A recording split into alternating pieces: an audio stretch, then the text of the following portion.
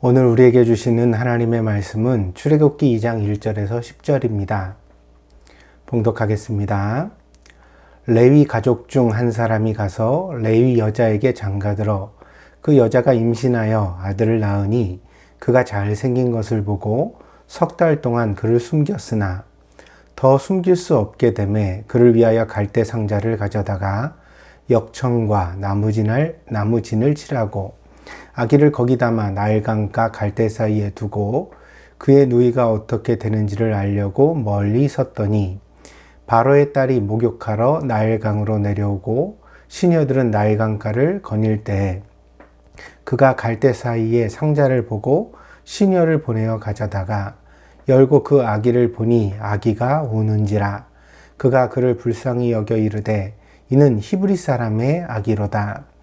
그의 누이가 바로의 딸에게 이르되 내가 가서 당신을 위하여 히브리 여인 중에서 유모를 불러다가 이 아기에게 젖을 먹이게 하리이까. 바로의 딸이 그에게 이르되 가라 하매 그 소녀가 가서 그 아기의 어머니를 불러오니 바로의 딸이 그에게 이르되 이 아기를 데려다가 나를 위하여 젖을 먹이라. 내가 그 싹을 주리라. 여인이 아기를 데려다가 젖을 먹이더니 그 아기가 자라매 바로의 딸에게로 데려가니 그가 그의 아들이 되니라. 그가 그의 이름을 모세라 하여 이르되 이는 내가 그를 물에서 건져내었음이라 하였더라. 아멘. 잠시 기도하겠습니다. 복되신 주님, 우리를 위하여 예수 그리스도를 이 땅 가운데 보내시고 그 십자가의 은혜를 통하여 우리를 건져주신 하나님의 그 사랑과 은혜를 다시 한번 찬양드립니다. 오늘도 우리가 한 마음으로 모여 주님 앞에 예배를 드리오니 하나님, 우리가 드리는 이 예배가 신령과 진정의 예배가 되게 하여 주시고 우리 모두 하나님의 은혜를 마음속에 담아 돌아갈 수 있도록 인도하여 주시옵소서. 전하는 자나 듣는 자가 한 가지로 은혜 받게 하시고 오늘도 진리의 말씀이 우리 마음 가운데 감동으로 임하는 시간이 되게 하여 주시옵소서. 감사를 드리며 예수 그리스도의 이름으로 기도하였습니다.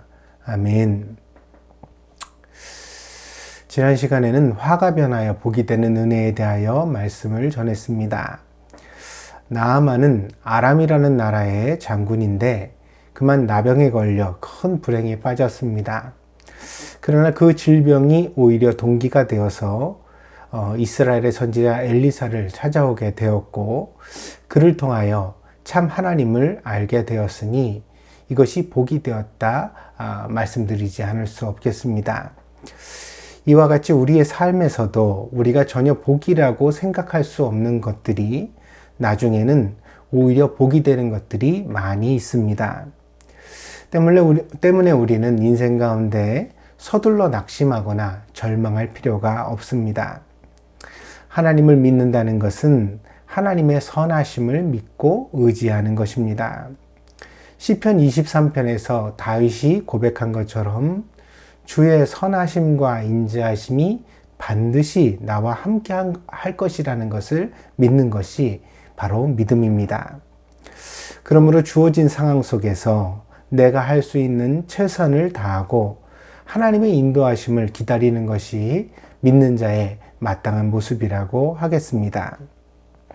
우리는 하나님을 믿을 때 하나님께서 우리를 살리시는 분이며 또한 우리를 고치시는 분이며 우리를 풍성하게 하시고 또한 은혜로 채우시며 평강 가운데 인도하시는 분이라는 사실을 늘 의심하지 말고 믿는 그런 성도가 되어야 되겠습니다. 오늘은 한 생명을 구원하는 일의 소중함에 대하여 함께 하나님의 말씀을 나누고자 합니다. 오늘 본문은 출애굽기 시작입니다. 모세라는 걸출한 영웅의 탄생의 이야기를 우리에게 들려주고 있습니다. 이집트에 처음 이주했을 때 이 요셉이 자기의 가족들을 데리고 이집트로 이주를 했잖아요. 이때는 이제 손님으로 대접을 받았습니다. 그러나 세월이 흐르자 히브리인들은 모두 노예로 전락하고 말았습니다. 이 이집트에서 새로운 왕이 세워진 이후에 이 새 왕은 히브리인들의 번성을 원하지 않았습니다. 때문에 본문의 앞에 보면 아주 무서운 명령을 내리게 되어지는데, 그것은 히브리인들에게서 아기가 태어나면 남자아이는 죽이고 여자아이만 살리라는 그런 명령이었습니다. 이 당시에 히브리 사람들 중에 이 레위 지파에서 한 이제 가정이 있었는데, 레위 지파의 남자와 레위 지파의 여자라고 이렇게 소개되어져 있지요. 이후에 이제 성경의 이야기를 보면 그 이름을 우리가 확인하게 되어지는데, 이 아버지는 아므람이고 어머니는 요게벳입니다. 이 두 사람이 만나 한 가정을 이루었습니다. 그리고 이 가정 가운데서 또 여러 자녀가 태어났습니다. 첫째는 이제 그 미리암이라는 누나였고요. 그리고 둘째는 아론이라는 형이었습니다.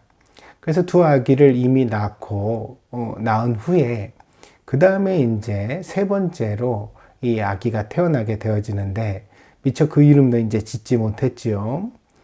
근데 이제 이 아론까지는 남자지만 이 파라오의 그 살해 명령, 그러니까 남자 아기는 죽여라라는 명령이 나오기 전에 태어났기 때문에 아론은 이제 무사히 자랄 수가 있었습니다. 그러다가 이제 모세가 태어나면서 이 가정에 위기가 닥칩니다. 이 삼형제가 있었고요. 그리고 엄마 아빠가 있었으니까 5명의 한 가정이 되었겠지요. 근데 이 가정은 이 파라오의 무서운 명령 가운데서도 태어난 아기 모세를 이제 지키기를 원했습니다. 그래서 사실은 태어나자마자 성별에 따라 남자는 죽이고 여자는 살리는 그런 결정을 내려야 했지만, 이 남자아이 아기였던 모세를 갖다가 이 가정 가운데서는 살리기로 결정을 한 거죠. 그래서 본문에 보면 무려 3달 동안이나 엄마가 몰래 젖을 먹여서 이 아기를 양육했습니다. 물론 이제 엄마의 결정만으로 되는 일은 아니었겠죠.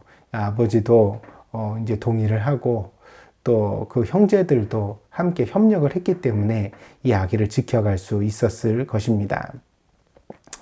그러다가 아이가 이제 자라서 더 이상 숨길 수 없는 상황이 되었을 때에 요게벳은 이 모세를 갈대 상자에 담아서 나일강에 흘려 보냅니다. 이 갈대 상자가 참 굉장히 인상적인 그런 구원의 방주가 되었지요. 그래서 이 갈대 상자가 이집트의 공주에게 발견되었기 때문에, 그런 말미암아 모세는 바로 이집트 공주의 양자로 살아남게 되어지고, 훗날에 이런 이집트 왕궁과의 인연으로 인하여서 그 이제 서로 알고 있는 그런 관계가 되었지요.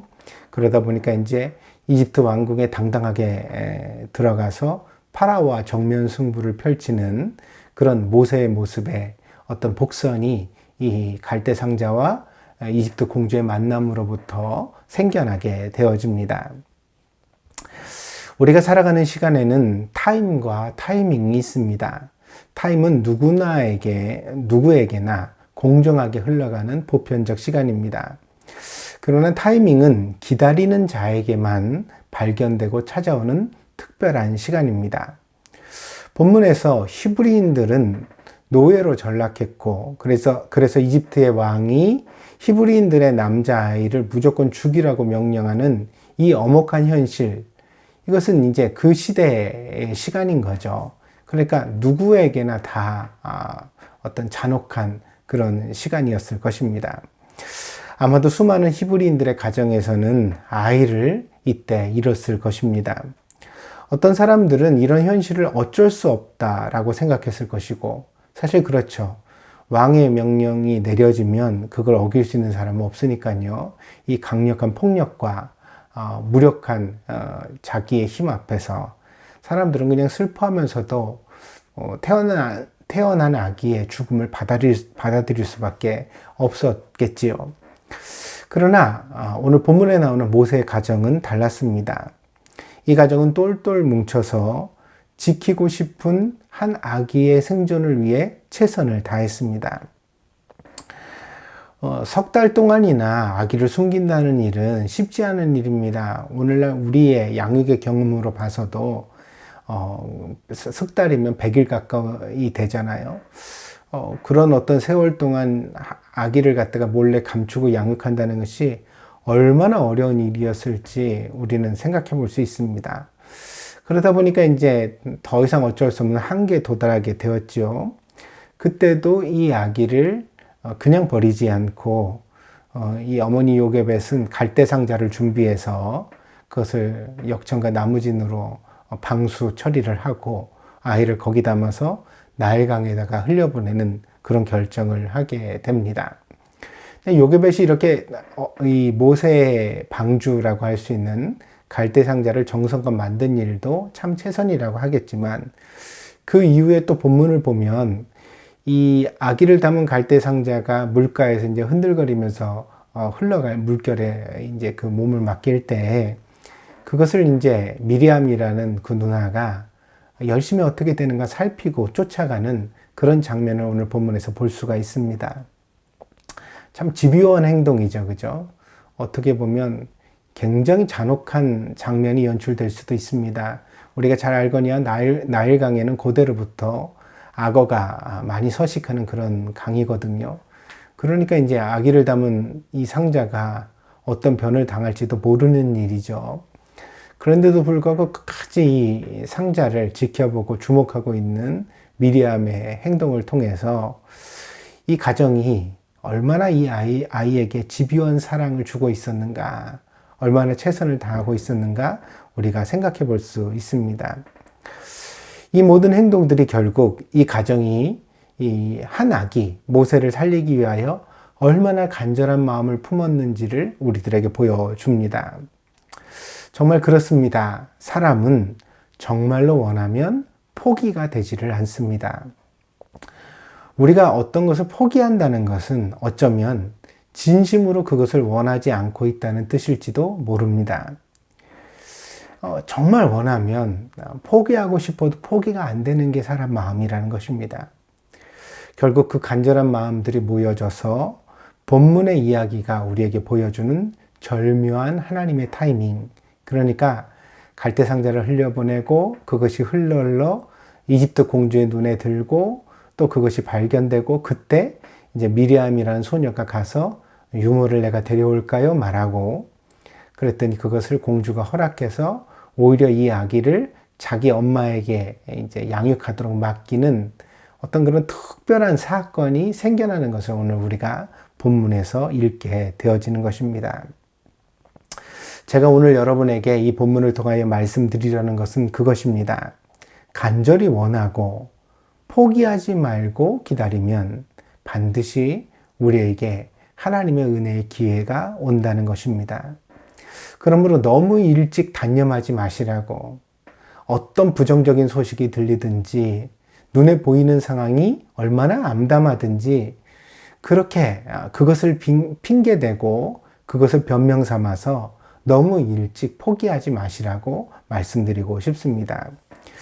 특별히 하나님을 믿고 하나님께 당당하게 기도할 수 있는 소원이라면 그것을 이루기 위하여 여러분은 최선을 다해 볼 수 있을 것입니다.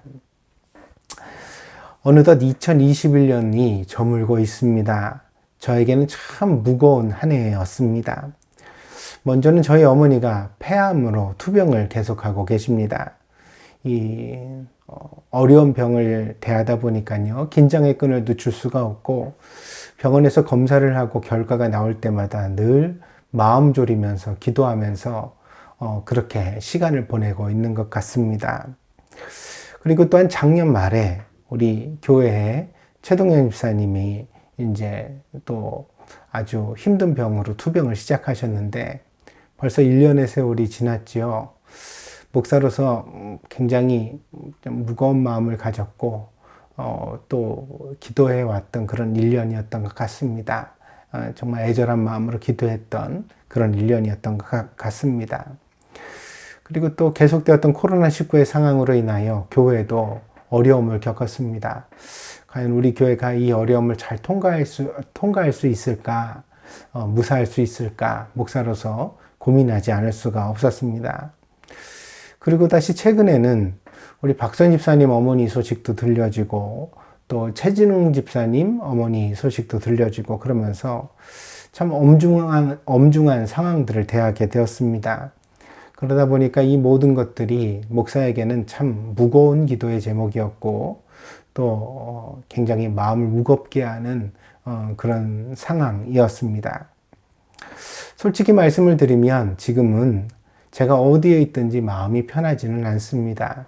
일본에 있을 때든 한국에 나와 있을 때든 모든 곳에서 항상 마음 가운데 무거운 짐이 있습니다. 국경이 수시로 막혀 자유로이 이동조차 어려워진 이런 현실 속에서 이 모든 상황은 사실 우리 모두를 힘들게 하고 있습니다. 그러나 어찌하겠습니까? 이것이 우리가 당한 현실인걸요.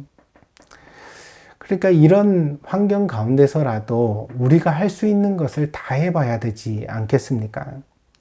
한탄만 한다고 달라질 것은 아무것도 없으니까요.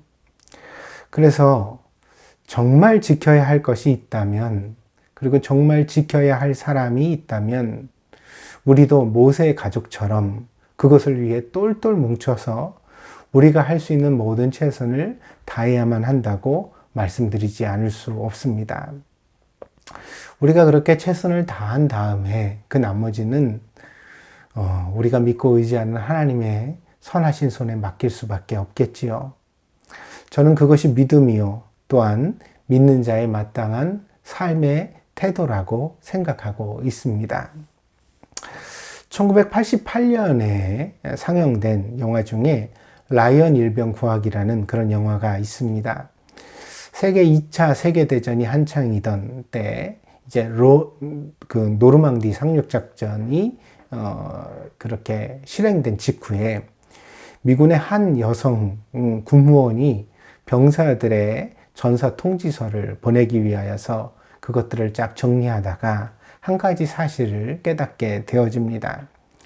그것은 이제 라이언이라는 가문에서 이제 그 형제 4명이 있는데 4명이 모두 다 이제 그 군대에 나왔다는 거죠. 병역의 의무를 지고 전쟁터에 나와서 복무하게 되었다는 것입니다. 근데 이 4명의 그 라이언 형제 중에서 3명이 그만 최근에 전사하게 되었다는 것을 이 여성 군무원이 발견하게 됩니다. 그래가지고 4형제 중에서 3명의 전사 통지서를 작성하다가 이걸 알게 되어지고 상부에 보고를 한 것이지요. 미군 지휘부는 유일하게 살아남은 마지막 형제 라이언 일병을 구하기 위하여서 그래서 이 라이언 일병을 무사히 그 어머니에게 살려 돌려보내기로 그렇게 결정하게 됩니다. 그래서 이 라이언 일병의 구출 임무를 띠고서 특공대가 파견되게 되는 것이지요. 그래서 이 영화의 주인공 톰 행크스가 맡았는데 그것이 밀러 데위라는 사람이고요.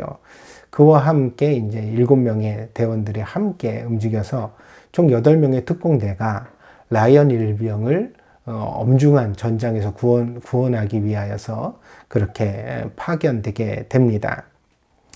이 이야기는 실제 이야기를, 실화를 바탕으로 하고 있다고 합니다.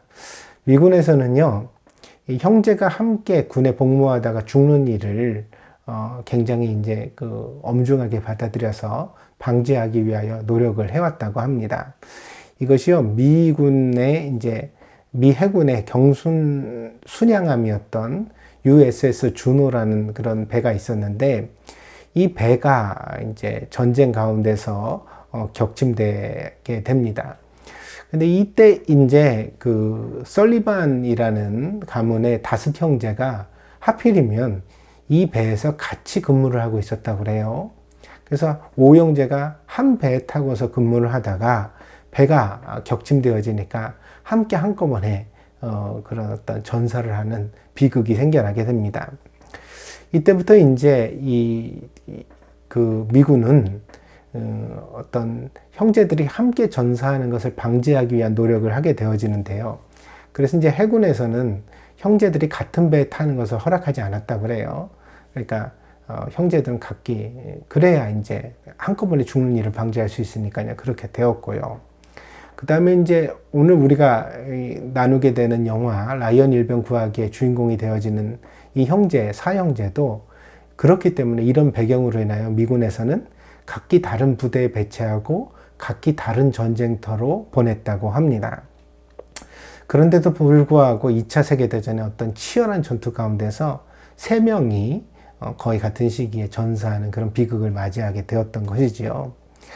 그러니까 이 미군에서는 어머니에게 한 명이라도 자식을 살려보내겠다는 그런 아주 인간적인 그런 결정을 내리게 되어지고 그것으로 인하여 특공대가 파견되었던 그런 사건입니다. 영화는 전쟁의 참상과 감동적인 구원의 이야기를 다루고 있습니다만 이 이야기에는 다른 시각도 내포되어져 있습니다. 이 영화의 파라독스가 있습니다. 그것이 무엇이냐면 라이언 일병을 구하기 위하여 8명의 특공대가 이제 전쟁터를 누비게 되어지는데 그 중에서 생존한 사람은 이 라이언 일병을 살려내긴 했지만 생존한 특공대원은 2명밖에 없었다는 것입니다. 그러니까 그 8명 중에서 6명이 전사하게 되어진 거죠. 라이언 일병을 구원하다가요. 때문에 우리는 이 이야기 가운데서 이제 이런 질문도 가져볼 수 있습니다. 과연 이 작전이 정말 필요했는가? 정말 옳은 결정이었는가? 왜냐하면 4명의 자녀를 한꺼번에 전쟁터에서 잃지 않고 한 명이라도 살아서 돌려보냄을 받은 어머니의 입장에서는 굉장히 감동적인 스토리가 되겠지만, 그러나 전사한 6명, 라이언 일병을 구원하기 위해서 특공대로 보내어졌고 그로 말미암아 죽게 된 6명의 병사의 어머니는 결국 자기 자식을 잃은 게 되잖아요. 그러니까 6명의 아들을 잃어서 1명의 아들을 돌려받은 것이니까 과연 이것이 옳은 결정이었는가? 각각 입장에 따라 다른 생각을 하게 될 수 있습니다. 우리가 이 영화를 통하여 함께 생각해 보게 되는 것은 구원에는 값이 있다는 것입니다. 우리는 이 점을 결코 간과하지 말아야 합니다.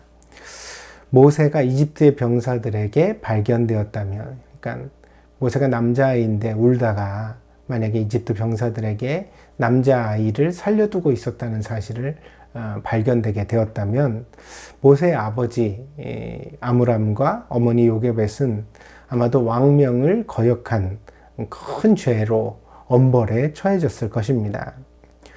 또한 모세의 갈대 상자를 쫓아서 나일 강가를 달렸던 소녀 미리암도 참으로 위태해 보입니다. 미리암이 그 이집트 공주가 아이를 발견하자마자 탁 나타나가지고 내가 당신을 위해서 히브리 유머를 구해올까요? 이렇게 얘기를 하고 자기 엄마 손을 끌고 왔을 때 이거는 누가 봐도 너무 뻔한 수작이잖아요. 그러니까 이집트 공주가 모를 리가 없겠죠. 그 아이의 생김새도 있고 또 그 소녀 미리암의 생김새도 있고 어머니의 생김새도 있는데 사람이 보통 보면 그 친족은 단번에 알아볼 수 있죠. 그러니까 만약에 이것을 굉장히 나쁘게 생각했다면 당장이라도 이 미리암까지도 위태롭게 될 수 있는 그런 상황인 거죠. 그런데 어쨌든 미리암은 자기 동생을 위해서 모험을 했습니다. 어떤 어린 소녀의 무모한 모험이었을 수도 있고요. 제가 앞에서 말씀드린 것처럼 그만큼 이제 간절했다는 뜻이기도 합니다.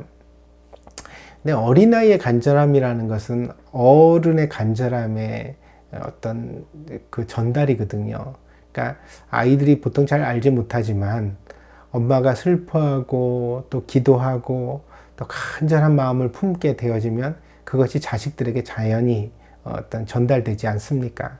그러니까 미리암이 이렇게 간절했다는 것은 또한 그 부모들이 얼마나 이 모세에 대해 간절한 마음을 가졌겠는가를 우리로 추측해 보게 만드는 것이기도 합니다.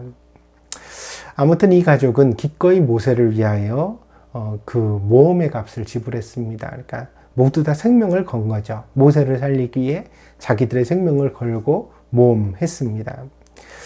라이언 일병을 구하기 위하여, 그러니까 한 사람을 살리기 위해 6명이 죽을 수도 있는가? 이것은 수학적인 답으로는 이해가 불가능한 인간만의 인간적인 대답을 영화가 말해주고 있다고 생각을 합니다.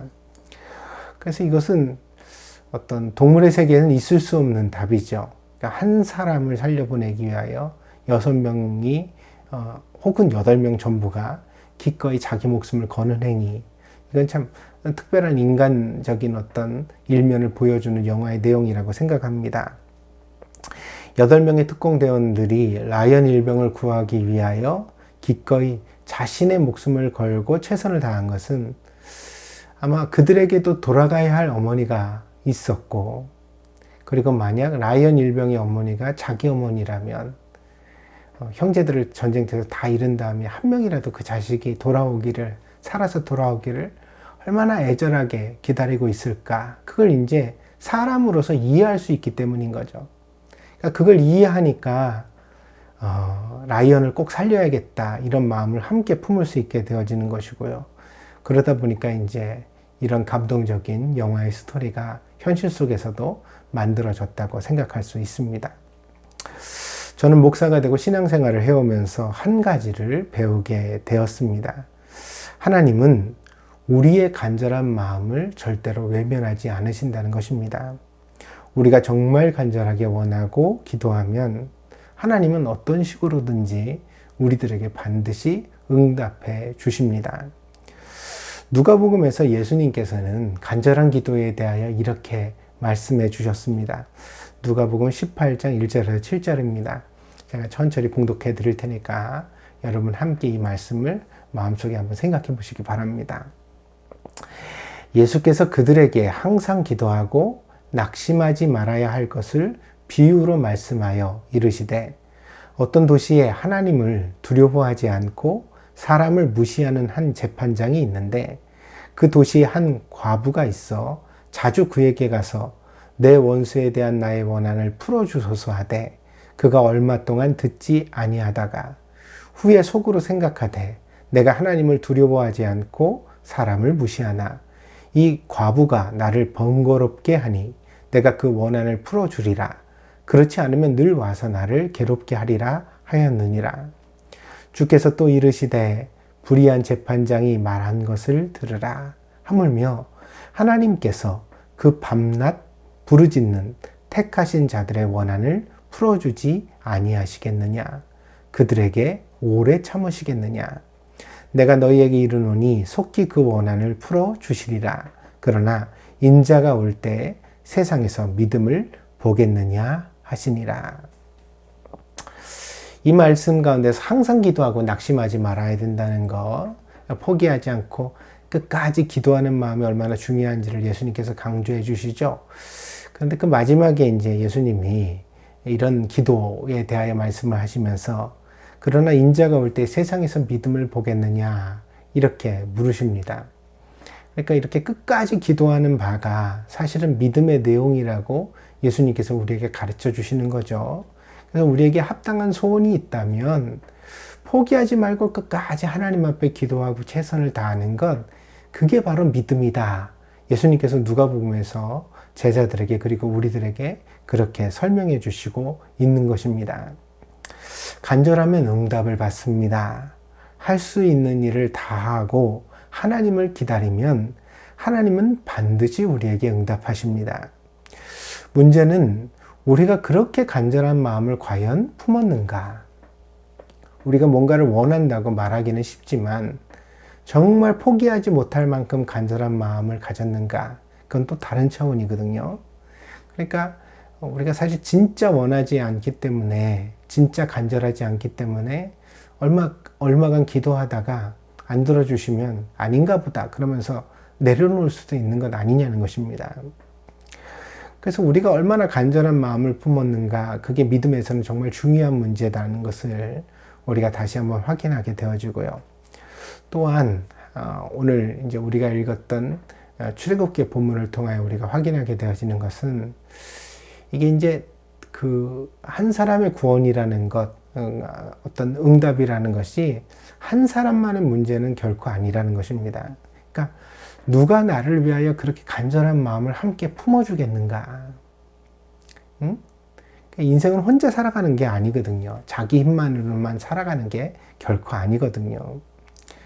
그래서 우리는 함께 해야 하고 또 누군가의 희생과 도움을 반드시 필요로 합니다. 내가 존재하고 살아가는 것은 바로 이런 어떤 내 주변에 나를 사랑하고 나를 위하여 기꺼이 희생하는 그런 사람들의 사랑의 바탕 위에서 내가 존재하고 있다는 사실을 우리가 잊지 말아야 되겠습니다. 그래야 우리가 또 감사하는 마음을 마음에 가질 수 있겠지요. 오늘 본문의 마지막에 보니까 이집트의 공주는 이 모세를 갈대상자에서 이제 건져내서 히브리 여자에게 맡겼다가 그래서 이 어머니에게서 자라난 모세가 왕궁에 와서 양자가 되게 되었을 때 이 아이의 이름을 드디어 지어주는데 그것을 모세라고 했습니다. 오늘 본문에 이제 그 뜻이 나와 있지요. 물에서 건져냈다 이런 뜻이다 이렇게 되어져 있습니다. 실제로 히브리어에서는요, 이 그 메시라는 말이 물에서 건져낸다라는 뜻입니다. 그래서 이 메시라는 말과 비슷한 어감을 가지고 있는 모세라는 이름으로 이제 이 아이의 이름을 짓게 되어졌죠. 그래서 물에서 건져낸 아이다 이런 뜻이 바로 이제 모세라는 이름의 뜻입니다. 이 이름은 모세의 출생에 있었던 기적적인 구원을 나타내기도 하지만 또한 모세가 앞으로 살아가면서 이루게 될 사명을 담아내고 있는 이름이기도 합니다. 왜냐하면 이스라엘 백성들을 이제 모세가 구원했잖아요. 이집트로부터, 이집트의 압제와 억압으로부터 구원하게 되어지는데, 물론 앞에 10가지 재앙이 있기는 하였지만 완벽하게 이제 이집트의 소나기로부터 이스라엘 백성들을 구원해낸 것은 역시 누가 뭐라고 할 수 없는 이 그 홍해라는 사건, 홍해 바다의 사건이거든요. 그래서 홍해 바다를 지나가면서 바다 가운데 길이 난 가운데서 물 가운데서 이스라엘 백성들을 갖다가 이제 건져냈고 모세는, 그리고 이집트의 온 군대는 이 홍해 바다 가운데서 물에 잠기면서 죽임을 당하여서 바로 이 히브리인들의 구원이 완성된 것을 우리가 알 수 있습니다. 그래서 이 모세라는 이름, 물에서 건져냈다라는 이름은 이 아이의 출생의 구원을 이야기할 뿐더러 또한 모세의 사명을 이야기하고 있다, 이렇게 말씀드릴 수가 있겠습니다. 모세의 가족은 모세를 물에서 건져냈고 모세는 또한 자기 민족 히브리인들을 물에서 건져냈던 것입니다. 결국 한 사람의 구원이 한 민족의 구원이 되었습니다. 근데 이제 여기서 이제 홍해바다에서 구원을 받은 것은 누구이기도 하냐면 아론과 미리암이기도 하거든요. 물론 그 아버지 아므람과 요게벳은 나중에 이제 모세가 노인이 되어서 히브리인들을 구원하기 위해 왔을 때에는 살아계시지 않은 것 같습니다만, 그러나 이제 그 모세를 함께 물에서 건져내기 위하여 협력했던 미리암과 아론은 역시 모세의 인도 가운데서 홍해바다 가운데 구원을 입은 그런 사람들 중에 함께 있었습니다. 그래서 참 신기하다.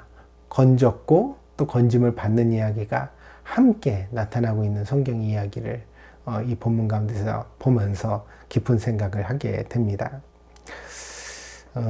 저는 요즘 이제 시편을 암송하면서 그러면서 지내고 있다고 이제 말씀을 드렸는데, 지난주에는 그래서 제가 시편 23편을 암송해 드렸지요. 오늘은 이제 127편을 여러분에게 암송해 드리고자 합니다. 여러분들도 함께 배우셨으면 좋겠습니다. 여호와께서 집을 세우지 아니하시면 세우는 자의 수고가 헛되고, 여호와께서 성을 지키지 아니하시면 파수꾼의 깨어 있음이 허사로다. 너희가 아침에 일찍 일어나고 저녁에 늦게 누우며 수고의 떡을 먹음이 헛되도다. 그러므로 여호와께서 그 사랑하시는 자에게 잠을 주시는도다. 자식은 여호와의 주신 기업이요 태의 열매는 그의 상급이로다. 젊은 자의 자식은 장사의 수중의 화살 같으니 그것이 그 전통에 가득한 자는 복되도다. 저가 성문에서 그 원수와 담판할 때 수치를 당하지 아니하리로다. 제가 이 시편 127편을 여러 번 여러분에게 설교해 드렸습니다. 그 가운데서 이제 4절, 젊은 자의 자식은 장사의 수중에 장군의 수준의 화살 같다라는 말씀을 설명드리면서 그런 말씀을 드렸습니다.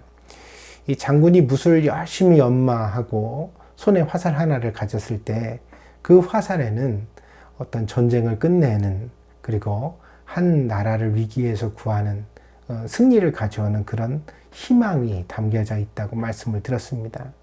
그래서 그 가능성을 우리가 미처 다 헤아릴 수 없다. 그 화살 한 발이 어떤 역할을 할지 정말 우리가 다 헤아릴 수 없다, 그런 이야기를 드렸습니다. 마찬가지로 지금 내가 키우는 내 아이가 과연 앞으로 하나님의 손에 붙들려 어떤 일을 이루어낼지 우리는 그 가능성을 다 헤아릴 수 없기 때문에 최선을 다해야 한다. 정말 내가 할 수 있는 모든 것을 다해서 마음을 써서 그렇게 자녀를 양육해 가는 것이 믿는 자의 마땅한 모습이다, 그런 설명을 드렸습니다. 사랑하는 여러분, 사실 한 사람의 가능성은 우리 자녀들에게만 국한되는 것은 아닙니다.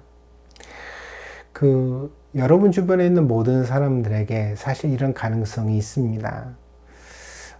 우리가 마음에 희망을 품는다면 그것은 돈도 아니고 기술도 아닙니다. 바로 사람입니다. 여러분의 자녀가, 여러분의 남편이, 아내가, 여러분의 형제가, 여러분의 친구가 바로 여러분의 꿈과 희망의 대상이며 미래의 가능성이라는 사실입니다. 그것을 잊지 마시기를 바랍니다. 지금 내 옆에 있는 이 한 사람을 통해 하나님이 나에게 어떤 구원을 행하실지 나는 미처 알지 못한다. 그러니까 아므람의 가정 가운데서 그 가정이 다 연합해가지고 최선을 다해서 모세를 건져냈기 때문에 결국 아론과 미리암도 노예로 인생을 마치지 않고 정말 히브리 민족의 영웅으로서 그렇게 새로운 자기 인생의 이야기를 써갈 수 있었던 것 아닙니까? 그러니까 내 주변에 있는 한 사람, 그 사람의 구원이 사실은 나의 구원과 아주 밀접한 연관을 가지고 있다는 거죠. 하나님이 그 사람을 통해 나에게 어떤 일을 이루실지 우리가 미처 다 헤아릴 수 없다는 것입니다. 그러므로 여러분은 여러분의 모세를 꼭 건지시기 바랍니다.